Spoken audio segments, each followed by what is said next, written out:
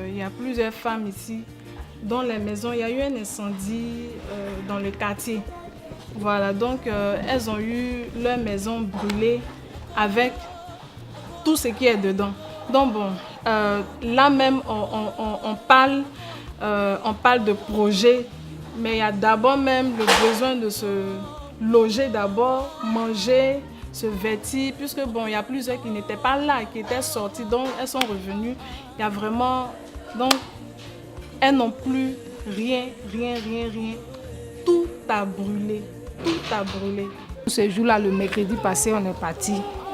Vers les 20h, mon téléphone sonne. On me dit que ma maison a pris feu. Donc, on a couru pour sortir, on a pris un taxi même pour venir. Au moment où on est venu, tout est déjà à terre. Mon mari, ça fait 1 an. Il ne gagne pas, travailler à rouler. Donc, moi, je vendais un peu, ça prend des commerces pour venir un peu pour vendre. Mais quand lui, il ne fait pas, les 4 enfants. Et il pas, pour moi, là, c'est petit. Moi, je suis femme. C'est qu'il prend pour venir, on va manger, ils vont partir à l'école. Ça fait que l'année, ça, là, les autres sont restés. C'est une seule, tu vas.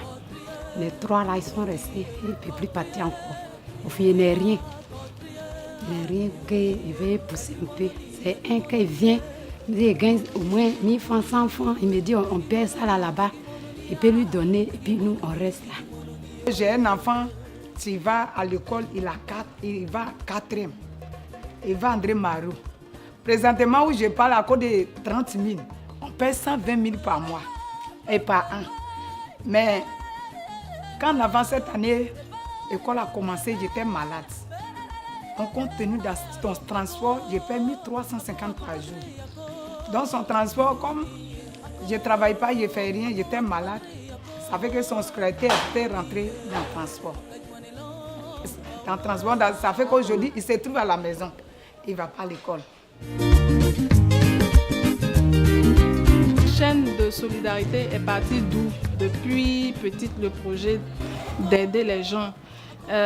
Mais en 2010, par un concours de circonstances, j'ai eu à côtoyer des enfants dans ce quartier, même en bas là-bas.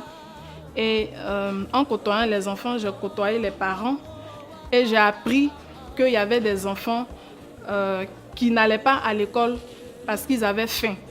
Donc ça m'a un peu choquée et puis je me suis dit, mais même si chaque personne, en fonction de ses maigres moyens, donne même 1 kilo de riz qui coûte 500 francs.